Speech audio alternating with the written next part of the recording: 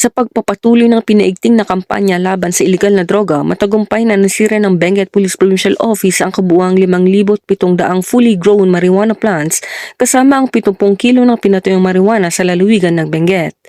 Tinatayang aabot sa 9,540,000 piso ang halaga ng mga ito batay sa standard drug price.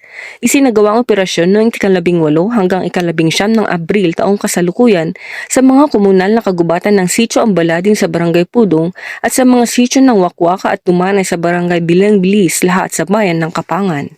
Pinangunahan ito ni Police Colonel Ledon D. Monte, officer in charge ng Benguet PPO. Agad na binunot ng mga otoridad at sinunog sa pinangyarihan ng operasyon ang mga halaman kasama ang mga pinatuyong marijuana pagkatapos ng maayos na dokumentasyon. Naisakatuparan ang operasyon sa pamamagitan ng pinagsamang puwersa ng Kapangan Municipal Police Station, Benguet 2nd Provincial Mobile Force Company, Benguet PPO Provincial Drug Enforcement Unit at Provincial Intelligence Unit sa tulong ng Regional Mobile Force Battalion 15, Regional Intelligence Unit 14 at Philippine Drug Enforcement Agency Cordillera. Nakibahagi rin sa operasyon ang mga opisyal ng barangay at mga miyembro ng Barangay Peacekeeping Action Team.